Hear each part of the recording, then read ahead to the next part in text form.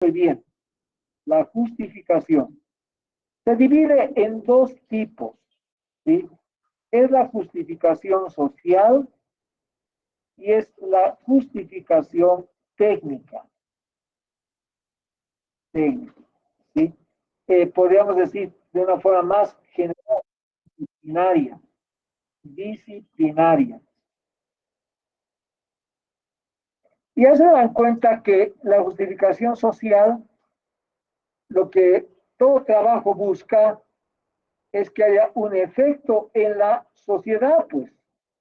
Eso quiere decir, ¿sí? Ese efecto en la sociedad tiene dos nombres. Uno es el impacto y otro es la trascendencia. La trascendencia. Son dos situaciones diferentes. El impacto son los cambios directos que ocurrirían en la sociedad con el conocimiento que se obtenga en la investigación. ¿Me han entendido? Las palabras. ¿En qué va a cambiar la sociedad? Conociendo las características de la resistencia de el estafilococo aureus en relación a la amoxicilina. A ver, ¿en qué puede cambiar la sociedad? Ahí la sociedad no va a cambiar, ¿no? Cambia. Cuando hablamos de sociedad, estamos hablando de varios fenómenos sociales. Y la salud es un fenómeno social, es un fenómeno económico, es un fenómeno social, igual que la educación, igual que la vivienda, igual que la alimentación. Son fenómenos sociales. Ahora bien, en el diagnóstico de una patología, obviamente interviene el médico por su calidad de conocimiento, pero también ocurre algo. Tiene que tratar, tiene que hacer el tratamiento. Para el tratamiento se tiene que más o menos ubicar qué es lo que ocurre con la patología que ha diagnosticado. Vamos a suponer que es una patología que está con agente etiológico, el estafilococo dorado, digamos. ¿Estamos de acuerdo? Él ha identificado que esa es la causa. ¿Sí? Ahora bien, ese trabajo que se ha hecho del estudio de la resistencia del estafilococo a la amoxicilina, ¿qué le va a permitir, pues, si es que este conocimiento es colectivizado? Le va a permitir, pues, tomar decisión si tratar con la amoxicilina o tratar con otro antibiótico. Es por eso que, miren, cuando hay una enfermedad bacteriana, lo que hace el médico es solicitar un examen, un cultivo y un antibiograma. Cultivo y antibiograma. Son los dos instrumentos que utiliza el médico. ¿Sí? Cultivo y antibiograma. ¿Y quién hace el cultivo? A ver, ¿quién hace el cultivo? Ustedes. Ustedes van a hacer cultivo. ¿Quién hace el antibiograma? Ustedes. Ustedes van a hacer antibiograma. Por tanto, el cultivo y antibiograma es una responsabilidad de ustedes.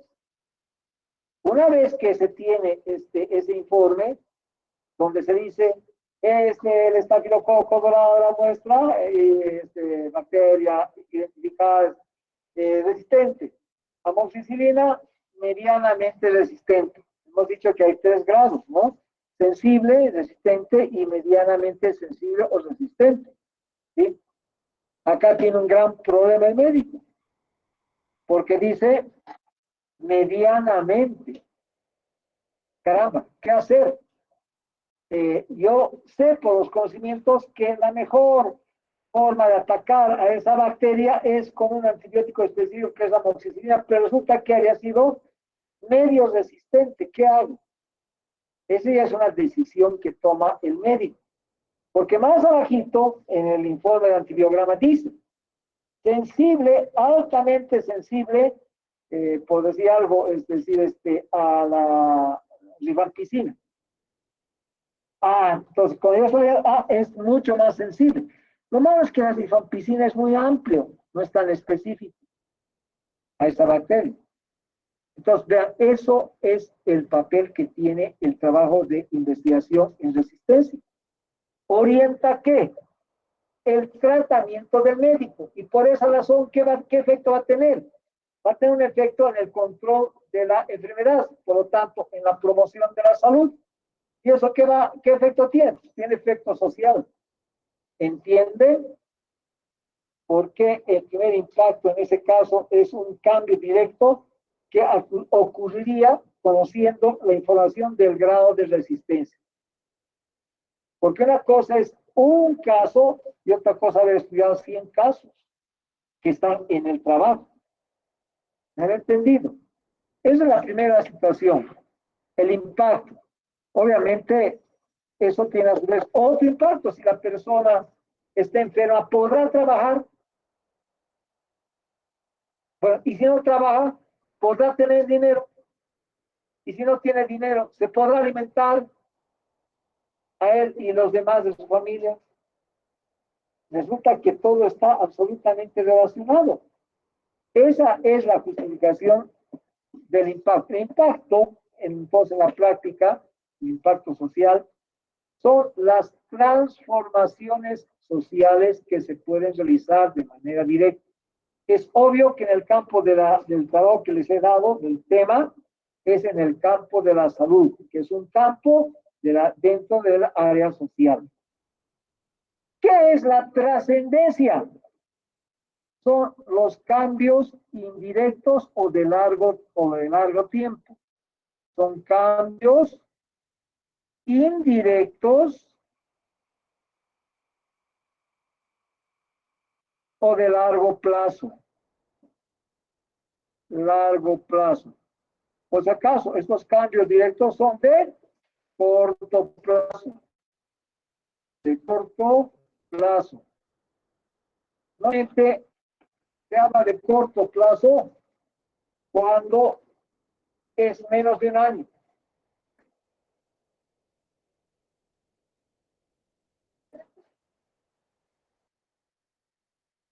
Es cuando los cambios son de menos de un año.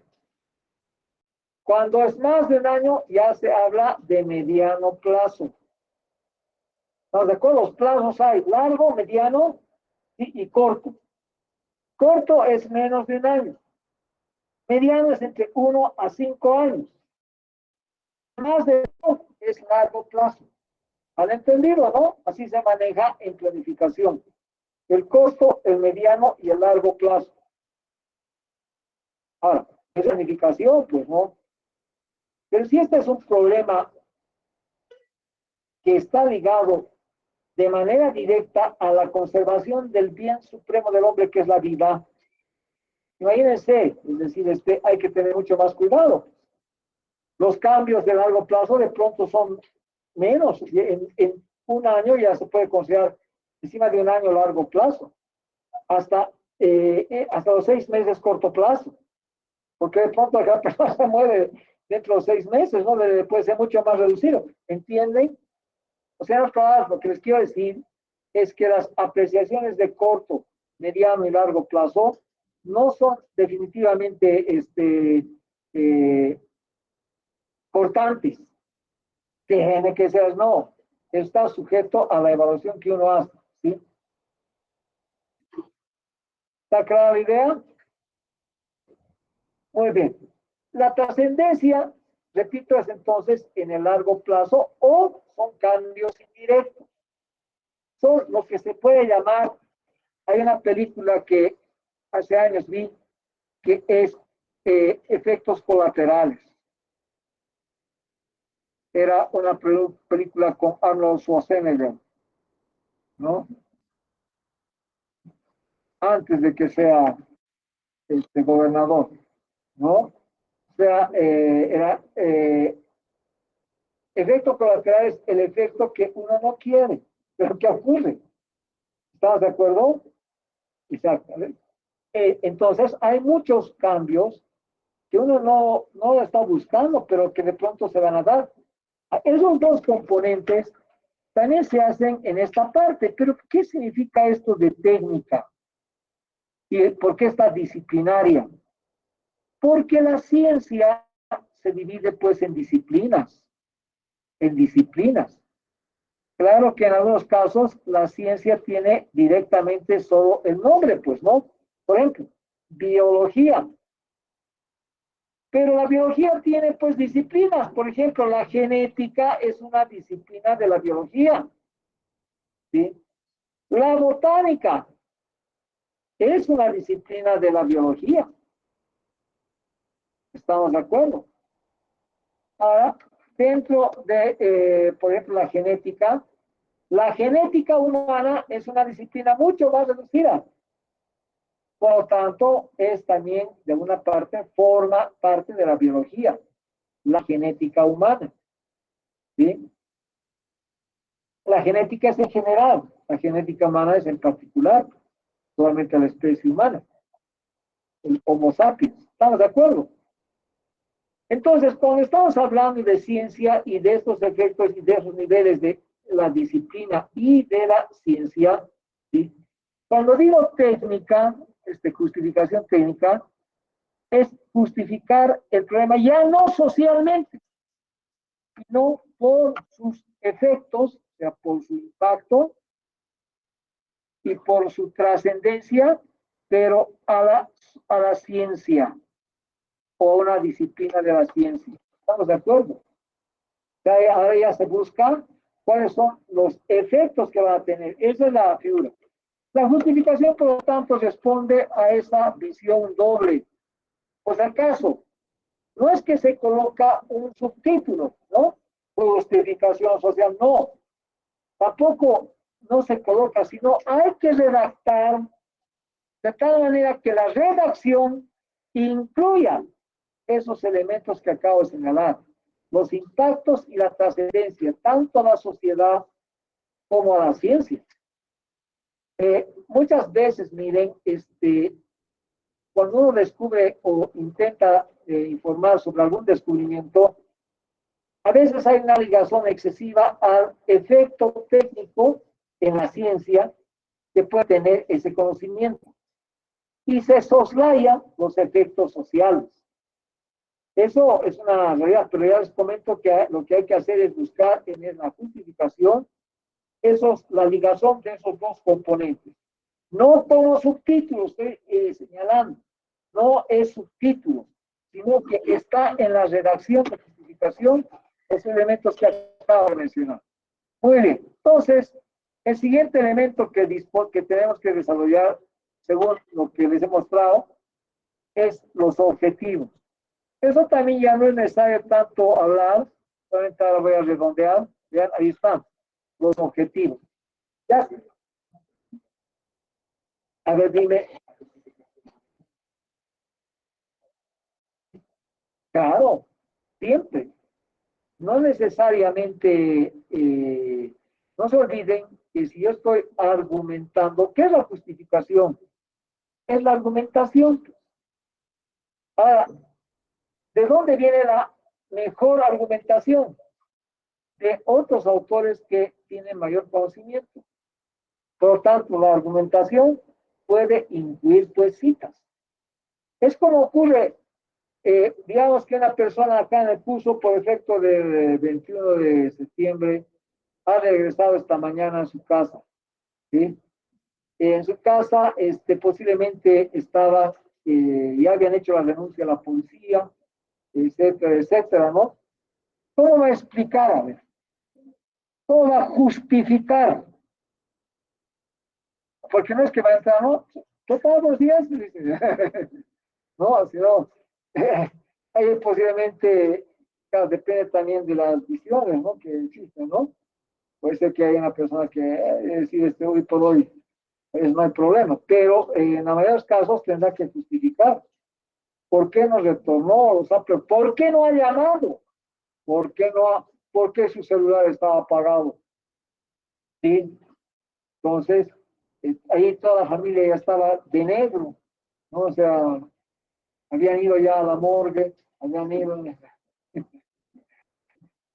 ¿no? O sea, en la práctica ahora tiene que justificar. ¿Estamos de acuerdo? Ahora, ¿cómo se justifica? Argumentando. ¿Por qué no? O sea, ¿por qué está apagado tu celular? Tiene que decir, la batería me han robado el celular. Sí, ¿y por qué está llegando esto? Es que uno eh, estaba esperando en la parada y no llegaba ningún vehículo. Me cansé y tuve que ir a dormir a la casa de una amiga o de un amigo, qué sé yo, ¿no? Sí. Entonces, ya, entonces, claro, pero ahí, sí, ¿y quién era el amigo? ¿O quién era la amiga? Su nombre. Entonces, tiene registrada la familia, ¿no? Saber, ¿sí? Tiene que argumentar bien, ¿no? ¿No? Porque, se dan cuenta el problema. La justificación es a diario. Siempre estamos justificando. ¿Por qué han llegado tarde a la clase? ¿Por qué? ¿Por qué? Si hay ese por qué hay que responder. Porque hay una causa que ha roto la normalidad. Por lo tanto, tiene que responder. Y al responder, ¿qué está haciendo? Justificando. No creo que, miren, haya mucho más problema para entender lo que es la justificación. Es la argumentación de por qué voy a investigar ese algo. Solamente quiero ser dado un enfoque para que sepan redactar social y disciplinaria o técnicamente. ¿Estamos de acuerdo? Son las dos grandes justificaciones. Los objetivos. Ya les he dicho que la pregunta de investigación se eliminan los signos de interrogación y se cambia la parte inicial, donde está el adverbio de pregunta por uno de los verbos. Entonces, que tienen que elegir de acuerdo al alcance de la investigación. Era determinar, establecer, que son los dos verbos comodines. Establecer, determinar. ¿Sí? Pero hay más adecuados, ¿no? Identificar, comparar, describir. Bueno, son más de acción. ¿Qué verbos no van a estar? No van a estar estudiar, investigar, saber, conocer, esos no, porque son demasiado grandes, generales. Muy bien. Los objetivos específicos también hemos hablado. Las preguntas de investigación que son más específicas, o sea, hemos dicho una pregunta principal y preguntas accesorias. Las preguntas accesorias fortalecen o explican cómo se va a responder la pregunta principal. Por lo tanto, las preguntas accesorias se van a convertir en objetivos específicos. Cambiando la misma técnica, eliminando signos de reacción, colocando el verbo correspondiente, etc. Ahora, en las preguntas de investigación y en los objetivos, hay un elemento que no he explicado de manera suficiente y que es el meollo de toda investigación. ¿Cuál? La variable o variable. ¿Qué es una variable? Desde el punto de vista matemático, una variable, pues te voy a contar variables, ¿sí? Es aquello que amerita, ¿sí? Un valor, más de un valor. ¿Estamos de acuerdo? Más de un valor. O sea, todo variable es todo aquello que asume más de un valor, más de un. Si solamente asume un valor, se denomina constante. O sea, cuando el fenómeno. Ahora, fíjense acá, en matemáticas la cosa es abstracta, ¿no? En metodología ya no es abstracta, pues es real. Lo que voy a trabajar son, en la práctica, fenómenos, ¿sí? Atributos que tiene las unidades de análisis. ¿Quiénes son las unidades de análisis? La población en estudio. Pues la población es el conjunto de unidades de análisis. ¿Estamos de acuerdo? Unidades de análisis. Cada unidad de análisis que es parte de la población a ser investigada tiene tanto variables como constantes. Yo no voy a tomar nunca una investigación sobre una constante porque Siempre lo tiene una constante. No sirve de nada. ¿Dónde radica todo? En el estudio de las variables. Por lo tanto, desde el punto de vista de la investigación, ¿sí? La variable ya no solamente es eso, como decimos en matemáticas, todo aquello que asume más de un valor. En metodología, ¿sí? Nos interesan las características de las unidades de análisis, las características de la población, que en la práctica son las características de cada unidad de análisis. Por ejemplo, el curso tendrá edad, no tiene que estar el curso. Son ustedes, cada uno de ustedes, que constituye una unidad de análisis de lo que hemos llamado la población curso. ¿Estamos de acuerdo? O sea, la población curso tiene unidades de análisis. Y cada unidad de análisis, de manera específica, tiene una cantidad enorme de características constantes y características variables. Entonces, miren, color del cabello, color de los ojos, estatura, peso, glicemia. Es decir, y eso nada más, ¿no? Lugar donde viven, dónde han nacido, en qué colegio se han formado. Hasta miren cuáles eran sus notas, etcétera, etcétera. ¿Qué amigos han tenido? ¿Cuántos enamorados o enamoradas han tenido? ¿Sí? ¿A cuántos los han traicionado? ¿A cuántos no? ¿Cuántas veces han traicionado? O sea, en otras palabras, cada uno de ustedes tiene miles de variables, miles, sí. Pero no me interesan todas. A mí me interesa, por ejemplo, saber la resistencia de la población del estafilococo a la amoxicilina. Puede ser que, miren, a mí me interesa conocer eso. O sea, ¿cuál es la variable? Resistencia. ¿Estamos de acuerdo? ¿De quién? Del estreptococo a la amoxicilina. ¿Se dan cuenta? Esa es la variable, resistencia. Entonces, pero hay otras variables más en juego, ¿sí? Que es lo que tenemos que ir particularizando, porque hay otras preguntas accesorias. Cada pregunta principal tiene por lo menos una variable. Por eso que en la práctica el objetivo general, ¿qué elementos tiene? He dicho. 1, verbo. 2, variable o variables. ¿Sí? Luego, población, lugar, tiempo. ¿Estamos de acuerdo?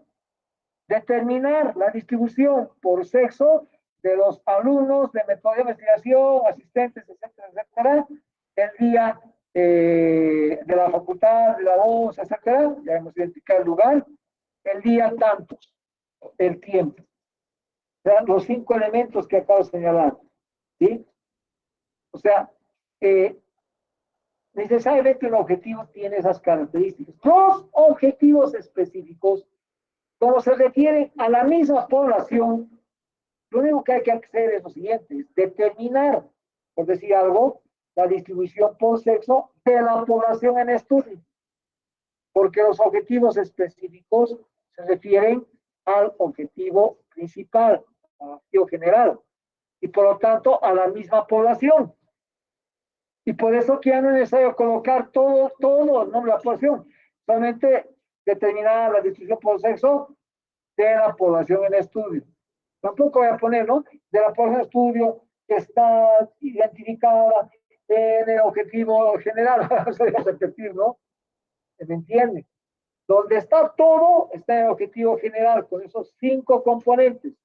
Verbo, variable o variables, población, lugar y tiempo. 5 elementos. En el objetivo específico, solo hay normalmente 3 elementos. En realidad, ni siquiera 3, ¿no? Es en realidad el verbo, la variable y la referencia, y ya no se coloca toda la población, sino se pone la población en estudio. Que obviamente va a ser la población el objetivo general. ¿Podrá haber dos poblaciones? No, porque eso nos llevaría a un gran problema. La población está definida en el objetivo general. ¿Pero qué es lo que yo quiero investigar? ¿Qué es el qué? En el objetivo general. Los otros objetivos específicos coadyuvan a ese objetivo general. ¿Está claro? ¿Sí? Muy bien. No hay más que hablar de los objetivos. Pasamos al diseño teórico. El diseño teórico es muy fácil. El marco referencial ya lo han hecho. En los antecedentes es la monografía. Los antecedentes generales sobre el problema de estudio es pues la monografía.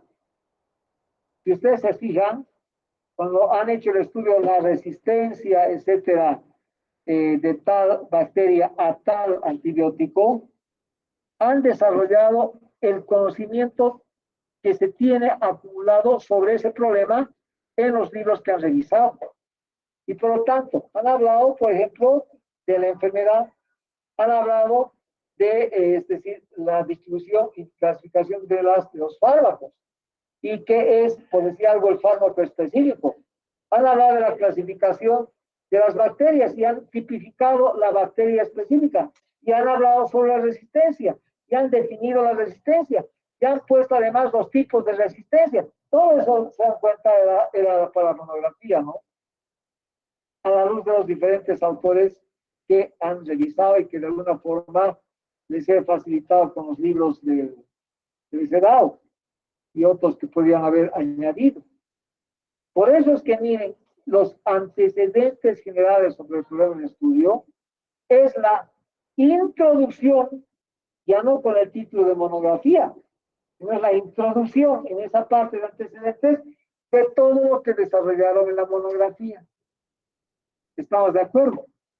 Claro que ya no va a estar los objetivos, ya no va a estar el planteamiento del problema, porque eso ya no es eso era de la monografía. Ahora, ¿qué es lo que tienen que detallar? Todo en la parte donde han colocado los capítulos, etcétera, etcétera, es lo que hemos llamado el desarrollo teórico. Por lo tanto, el desarrollo teórico de su monografía son los antecedentes generales. ¿Han entendido? Por lo tanto, no hay, obviamente, pues la parte preliminar, ni lo que sí va a haber, y eso tienen que tener mucho cuidado en relación a la pregunta de su compañero. En la justificación puede haber, pues, ya nuevas referencias. Y la monografía tiene también sus propias referencias, pero ahora se puede ver todas una sola. Son las referencias de todo el trabajo. Todavía va a faltar. Por eso que ahora, en lugar de disminuir, va a ir aumentando las referencias. Se tiene que mejorar la redacción. Muy bien. Por lo tanto, no hay nada más que hablar de antecedentes. Pasamos a la descripción del ámbito de estudio. El ámbito de estudio es el lugar donde está la población en estudio. Donde se halla la población en estudio. Ese es el llamado ámbito de estudio.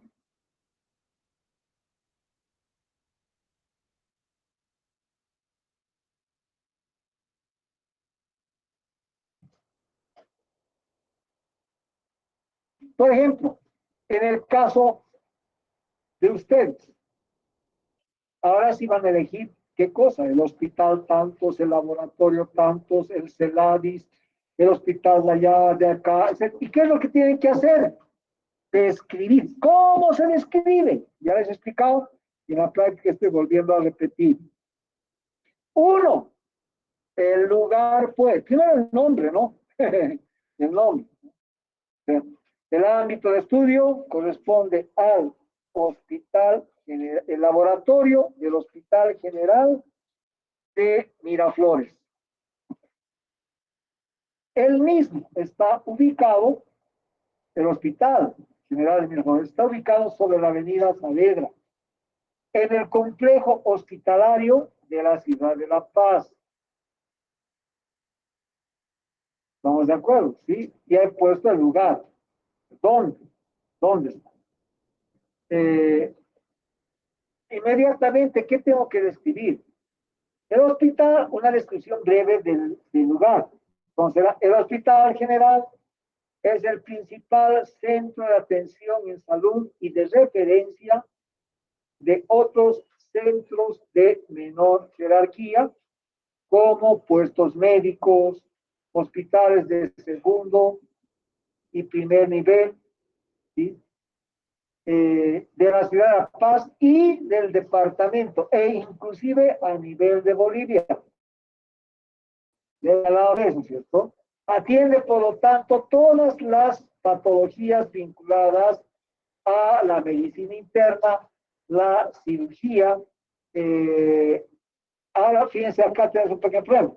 La ginecobstetricia también, ahí todavía funciona la unidad de ginecología y obstetricia. Piense que acá abajo está el Hospital de la Mujer. Lo que no tiene, tienen que dar cuenta, es una unidad de pediatría.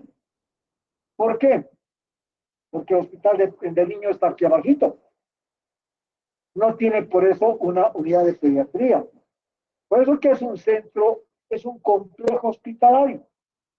Los casos que vienen de niños no los traen acá, los llevan directamente a emergencia del Hospital de Niños.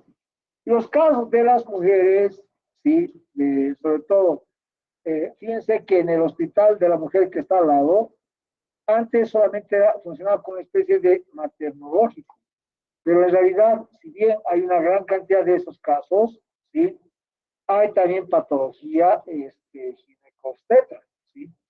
Por ejemplo, un legrado que está en curso con una metrorragia importante. Ya saben qué es una metrorragia.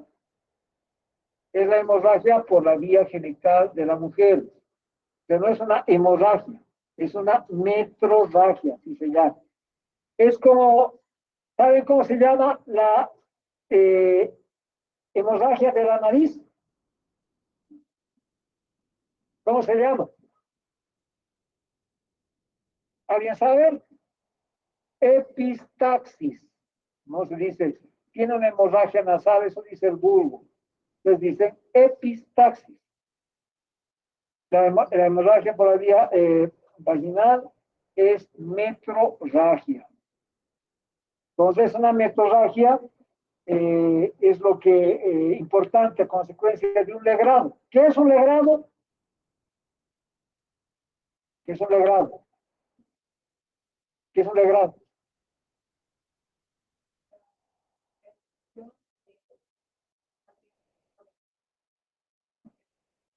Podríamos decir, ¿no?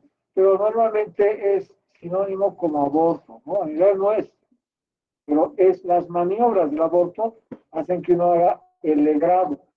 Es lo que dice su compañera, es el procedimiento quirúrgico, porque no es quirúrgico, para retirar una parte de la mucosa intravaginal en la cual se está implantando o ya se ha implantado el cigoto.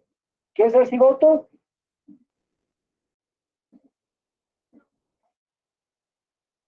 Es un óvulo fecundado por un espermatozoide, ¿no?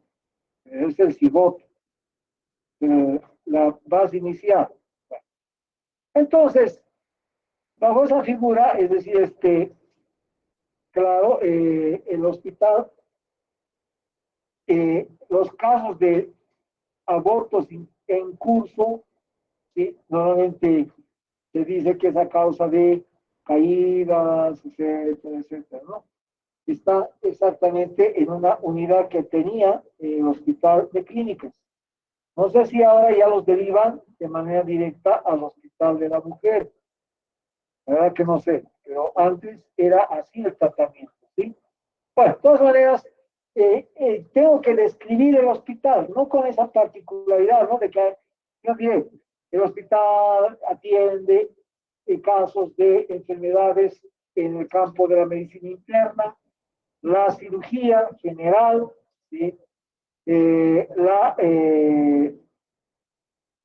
emergenciología, pues que es una unidad de emergencias, ¿sí? Y las otras áreas subsecuentes, como ser terapia intensiva. Ustedes van a ver que hay terapia intensiva acá, si tú de ver allá está terapia intensiva, aquí está emergencias, al lado está el pabellón de cirugía, en otro lado, creo que ahora lo están, no sé si lo están ya demoliendo, pero luego está las unidades, la primera unidad es la unidad de ginecología. Al frente está el británico, está la unidad, el servicio de cardiología, el de endocrinología, el comento, ¿sí? Luego al fondo está psiquiatría, ¿sí? Luego está neumología, al fondo, que miren, pese que el tórax está allá, ¿no? Pero tiene un servicio de neumología. Está dermatología, etc. Entonces, yo tengo que, ¿cómo puedo saber eso? Fácil, entro aquí al hospital y hay un letrero grande. Dice, servicios, ¿no? Eso, no hay que copiar nada más. Ya sé qué servicios hay, ¿no? Entonces, luego lo que sí voy a tener que preguntar es, ¿quién es el director? Porque lo que tengo que decir es una, que esta atención, etc. Y está organizado en tal cantidad de unidades, entre las cuales está el laboratorio de análisis clínico. El director del hospital general es el doctor fulano de tal o la doctora fulana de tal. A su vez, el servicio, la unidad de laboratorio del hospital está bajo la dirección de la doctora fulana de tal. En la misma se realizan las siguientes, se hacen las pruebas generales del laboratorio, pruebas relacionadas al campo de la hematología, la parasitología, la micología, etcétera, ¿sí? Listo. Eso nada más. ¿Ha entendido? De tal manera que uno ha leído, sabe dónde está, sabe quién, qué servicios presta, sabe quién lo dirige, etc. Eso es descripción del ámbito de estudio. Eso mismo hay que hablar que hace con el hospital del niño, qué sé yo, el gastroenterológico, etc. Muy bien. Fácil, ¿no? Solamente recabar información a veces es un poco un conflicto, aunque hoy por hoy eso se puede obtener en el internet, en un cachito. Marco teórico, aquí viene ya un pequeño inconveniente, ¿sí? Hay que diferenciar el marco referencial del marco teórico. Como se habrán dado cuenta, el marco referencial da los antecedentes. ¿Qué es un antecedente? Es una información general previa. Por eso que su monografía es eso, es antecedente. ¿Qué es el marco teórico? El marco teórico corresponde a las hipótesis validadas expresadas en artículos científicos sobre el tema que se pretende desarrollar. En otras palabras, el tema que uno está investigando, seguramente que lo han investigado ya otros. No precisamente pues en La Paz. Posiblemente la resistencia del Mycobacterium a la isoniazida la han estudiado en el Congo, en Vietnam, en Potosí, etcétera, ¿no? ¿Y dónde está esa información? En las revistas. Por eso que aquí viene la importancia de manejar el PubMed 1, ¿sí? El Hinari 2. Y hay otras fuentes más que les voy a mencionar, ¿sí? Está el Redalic, ¿sí? Bueno, vamos a eso revisar con más detalle, ¿sí? Son las fuentes donde hay información que se puede obtener a nivel de revistas. Hay revistas que dice el artículo encontrado, pero que no es posible obtener el artículo porque hay que pagar $30, $40 por artículo. ¿Qué es lo que hago? Copio el DOI, solamente la parte numérica, y lo subo al SciHub. SCIHV. Sí, el SciHub. Lo coloco ahí y de ese modo puedo obtener ese artículo. No todos los casos, por si acaso, sobre todo a partir de la guerra de Ucrania, problema con el SciHub, ¿sí? Sin embargo, ¿qué es lo que han hecho las revistas? Saben por la existencia del SciHub, ¿no? Han hecho cambios en la estructura de sus mecanismos de defensa del pirateado. De ese modo que ahora las revistas, el SciHub parece que no hay. Sobre todo los artículos últimos de los 2 últimos años, 22 y 21. ¿Sí? Por eso que hay que referirse, buscar a las fuentes donde evidentemente la información es gratis, ¿sí? Y última. Es posible que muchas no van a tener acceso, pero imagínense, estamos en primer año, que la información sea del año 2019, de revistas suficiente, ¿no? O sea, no vamos a buscar la última, porque no son trabajos pues de tanta seriedad. ¿Me entiendes? O sea, por eso que eso sí tienen que... ¿Para qué se copia o qué se saca de las revistas? Escuchen.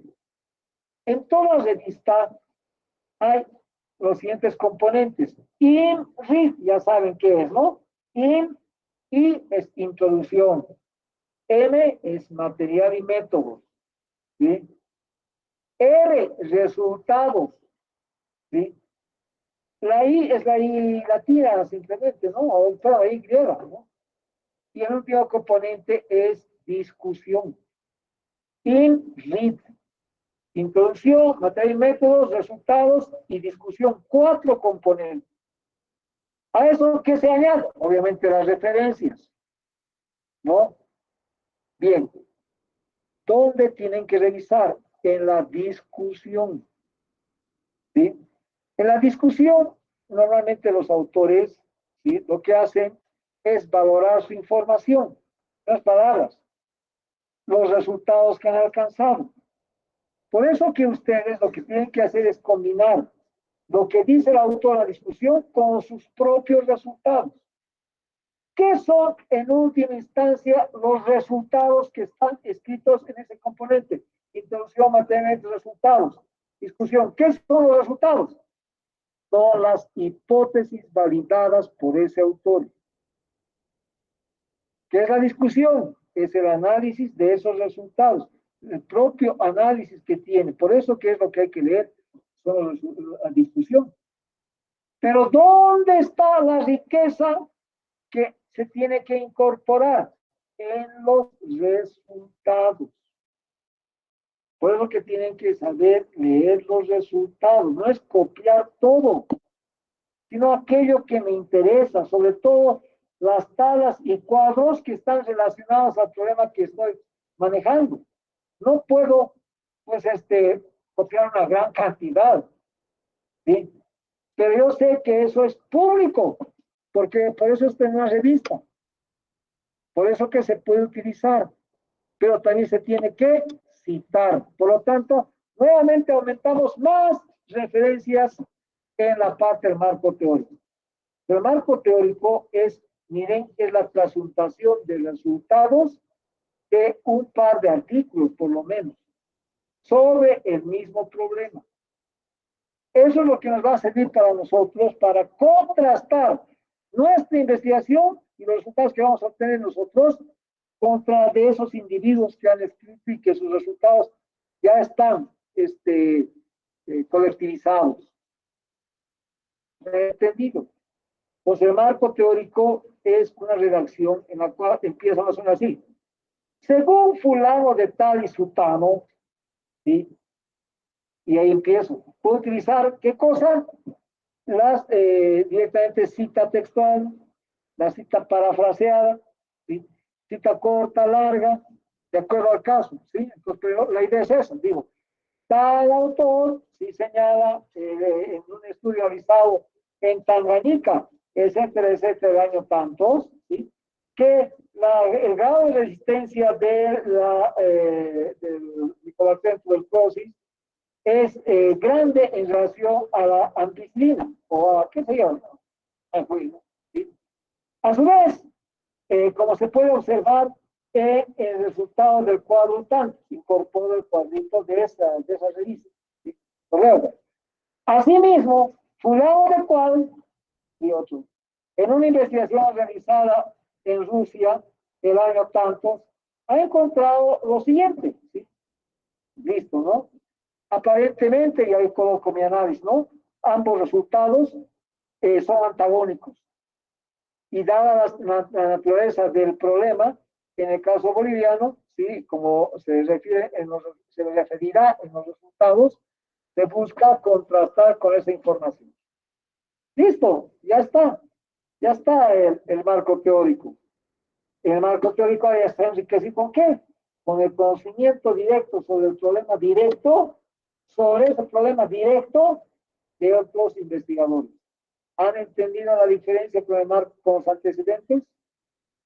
Los antecedentes es el conocimiento previo necesario para aquello, general. El marco teórico es la última información. ¿De dónde se saca el marco teórico? De las revistas. ¿De dónde se sacan los antecedentes? De los libros, principalmente.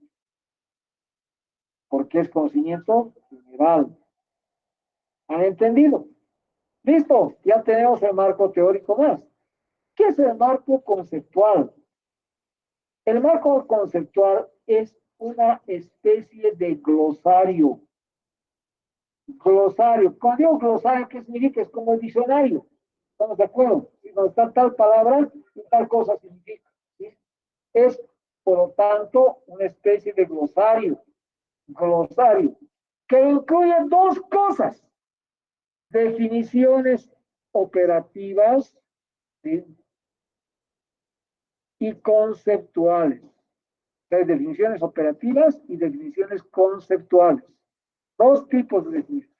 ¿Qué es una definición conceptual? Miren que aquí les voy a comentar que ustedes buscan en internet, van a encontrar que es muy distinto la definición, el concepto y el constructo. ¿Sí? ¿Ven? El trabajo es un constructo. El género es un constructo. El sexo es una definición. Es el concepto biológico. ¿Vean la diferencia, no? ¿Qué más se puede hablar del sexo? No se puede hablar.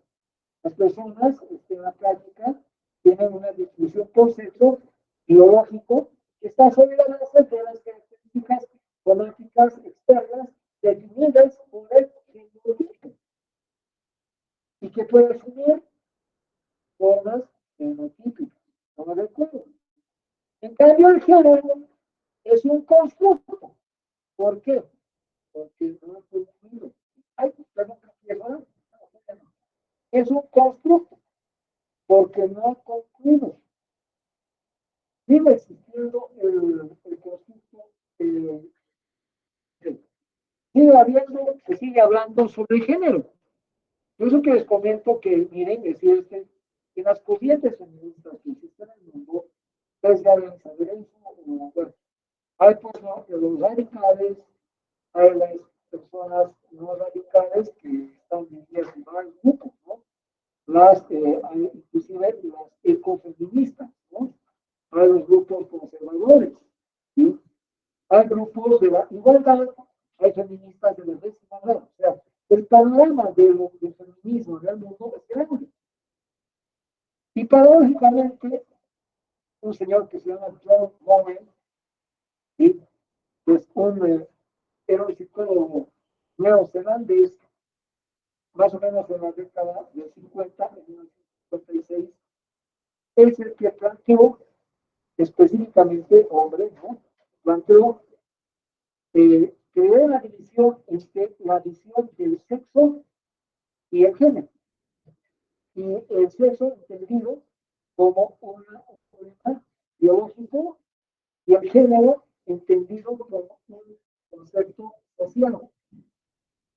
¿Estamos de acuerdo?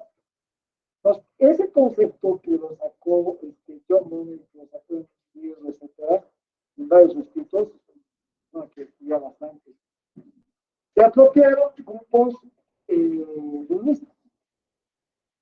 Entonces, pero no se apropiaron pues de la misma forma. Entonces, hay diferentes formas de enfocar el concepto de género.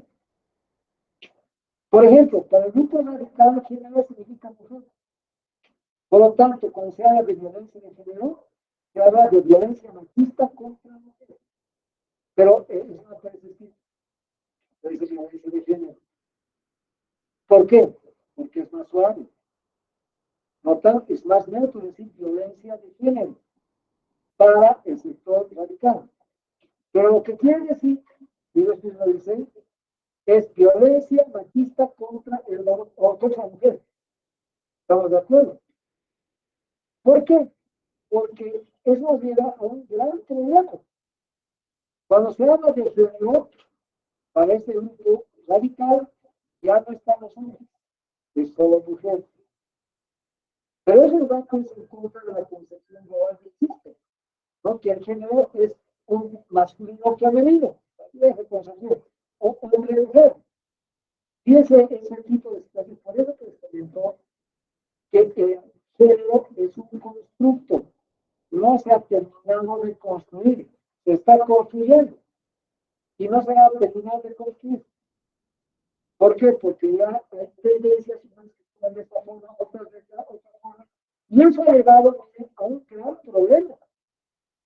Vean ustedes el problema que ha surgido, sobre todo a partir de los años 60, ¿sí? Con el manejo de las identidades de género. ¿Sí? Antes, la homosexualidad era considerada una enfermedad. Estaba en el DSM-3 y en la DSM-4, que la DSM-3 era enfermedad, ¿no? Y debía ser tratada, una enfermedad psiquiátrica.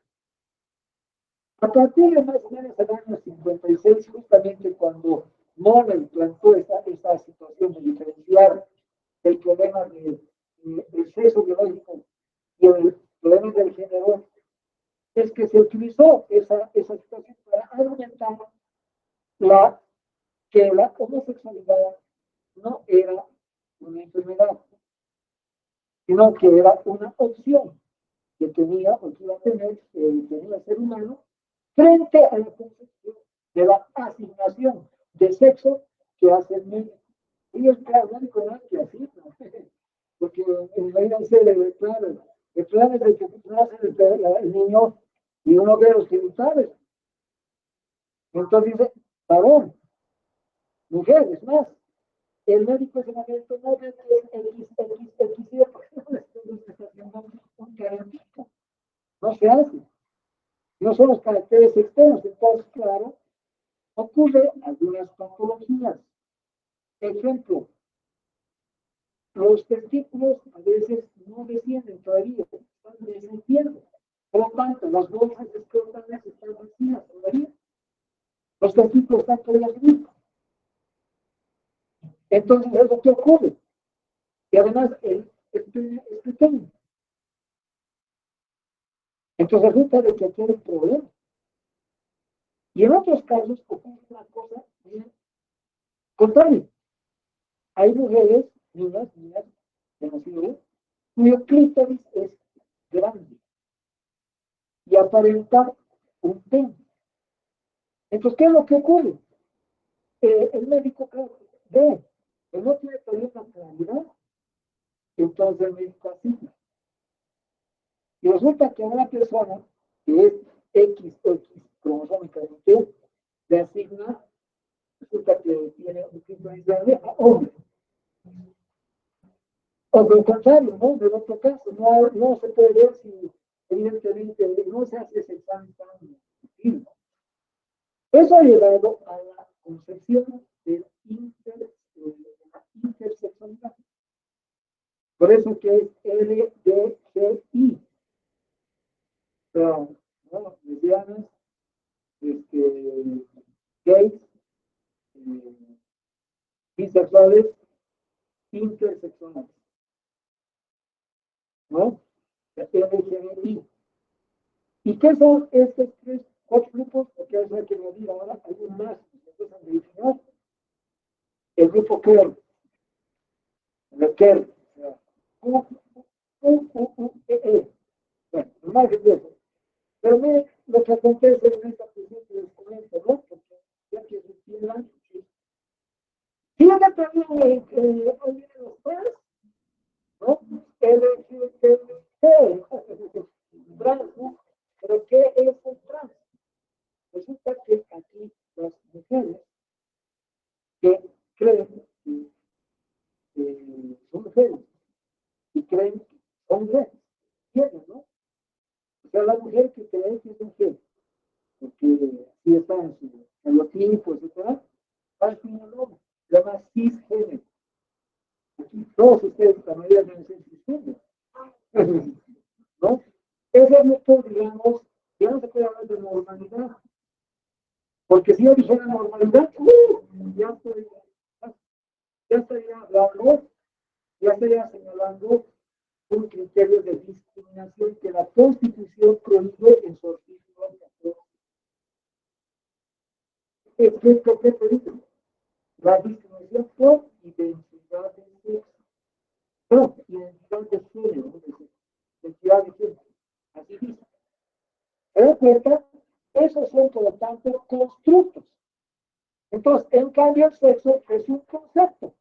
Y el metro es una definición.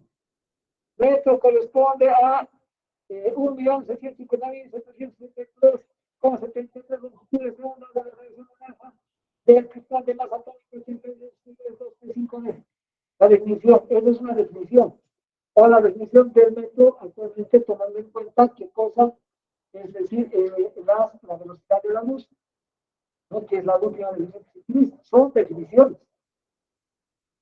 No están en construcción, sino que han cambiado. El metro antes era la 10 millonésima parte de un cuadrante de la línea terrestre. Ha cambiado. Sigue siendo definición, no van a haber conceptos del metro. El concepto es lo que nosotros creamos cuando vemos algo. Yo tengo el concepto de que esto es una silla. Me imagino que todos allí, es un ropero, ¿no? Esto es una silla. El concepto sí ya está adentro. El concepto generó no está dentro. Lo están metiendo poco a poco. Por eso que el constructo es un concepto en construcción. El concepto está ligado a lo físico. La definición son conceptos generalizados. ¿Estamos de acuerdo? Por eso que aquí marco conceptual tiene un conjunto de dos cosas: definiciones conceptuales y definiciones operativas. ¿Qué es una definición conceptual? Una definición conceptual es aquella que es reconocida como tal en un campo disciplinario. ¿Estamos de acuerdo? Es aquella que es reconocida de manera general en un campo disciplinario.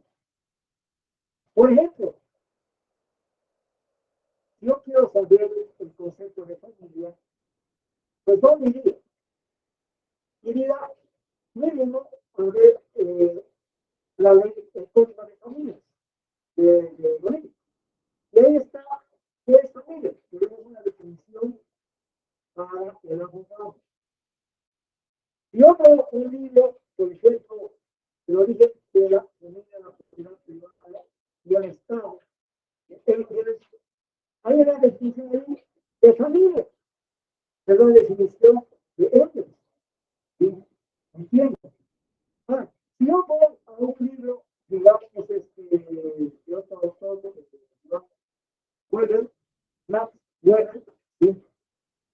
Max Weber, en la teoría de Weber, también habla algo de lo que es el poder en el interior del grupo de la familia y desarrolla ese concepto. ¿Sí? Y que mira, es tan importante para el origen de la violencia doméstica, ¿no? Bueno, una vez de eso, pues tiene su definición de la familia. Y si yo puedo el diccionario, está sacando y veo familia, hay una definición de familia. Bueno, son definiciones conceptuales, elaboradas por otros y reconocidas en el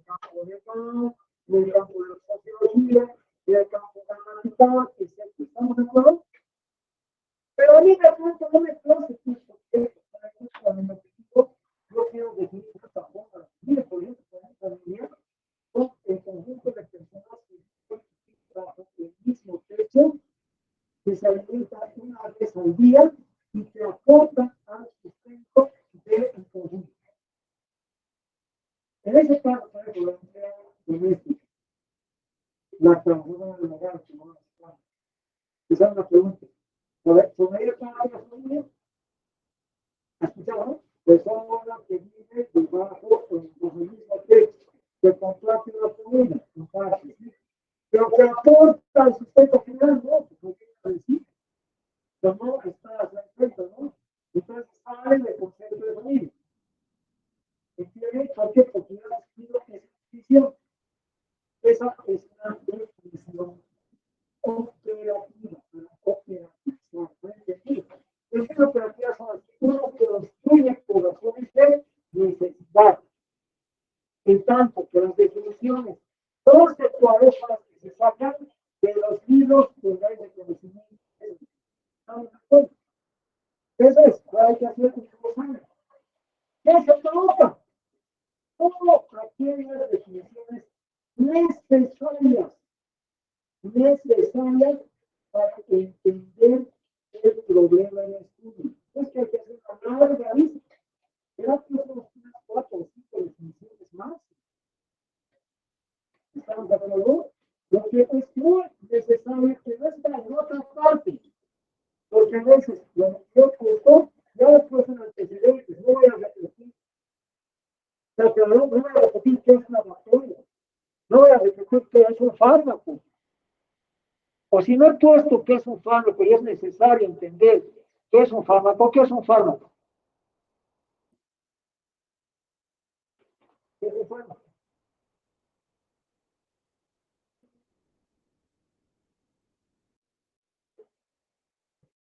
¿No es un fármaco? Un algo. Es un fármaco. Pero no revisar el concepto de fármaco. ¿Cómo se puede morir con el gesto de agua? Sí, pues morir. Pues a veces va a ahogar, pero se puede morir. Ya sea por el contacto o por el exceso. Hay muchas sustancias. El azúcar es una broma. A ver, toma un kilo de azúcar. O sea, en realidad, miren, todas las sustancias tienen ese nombre. El consumo son sobre todo son fármacos. ¿No? Pero en la práctica, el circuito mencionó es la una característica fármaco. ¿Estamos de acuerdo? ¿Sí? El agua, como normalmente es un efecto primario, no de fármaco. ¿No? Pero es el concepto de fármaco. Por eso me comentó la necesidad de mantener el marco conceptual. ¿Dónde voy a conseguir la definición de fármaco? En un libro de ahí está, ¿no? Y esa definición, por lo tanto, la que voy a utilizar. Pero si no me satisface el público cambio, tendría que colocar un marco. ¿Me han entendido? ¿Sí? Son las palabras que son necesarias, ultra necesarias. No voy a definir ahí antibiótico, ¿no? Porque ya antes hablamos de antibiótico. Ya es las 2:05. Aquí vamos a acabar esta clase. Estamos en marcos de paz. Nos queda, vean, 3 hipótesis de operacionalización de las variables y el diseño metodológico. Debido a que, evidentemente, miren, no pasamos, hemos perdido una clase durante todo este tiempo, dado el nuevo horario que hemos tenido, ¿no? Teníamos 2 clases, ¿no ven? Eso nos ha provocado un efecto. Así que esta parte de la formación de hipótesis, voy a preparar un pequeño video y lo voy a subir al WhatsApp sobre hipótesis. Muy bien, gracias, nos vemos.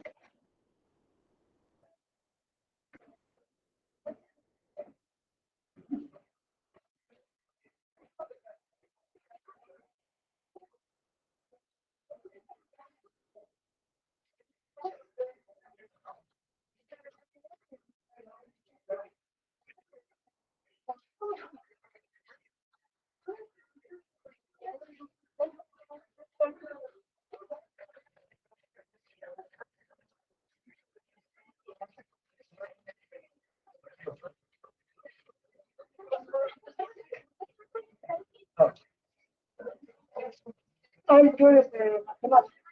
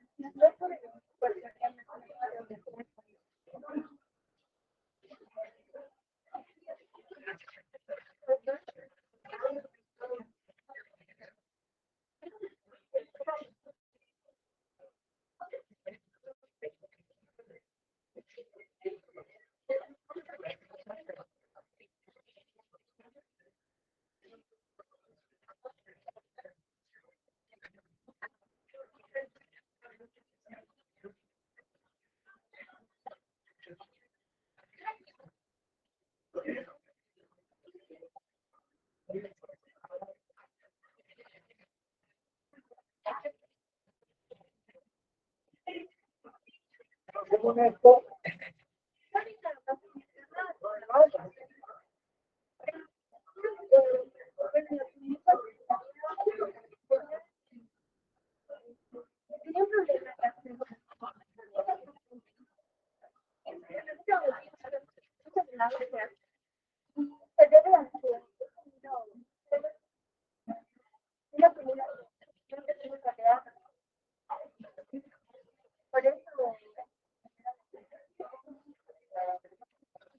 tampoco nada.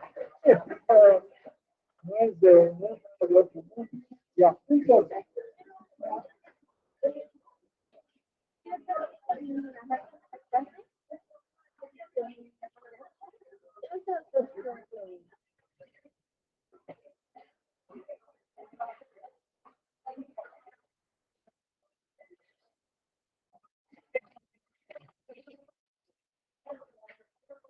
por favor, vamos a pegar el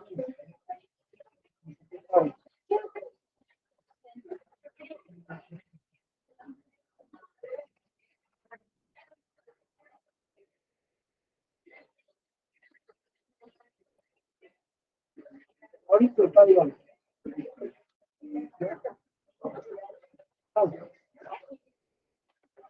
Ahorita está.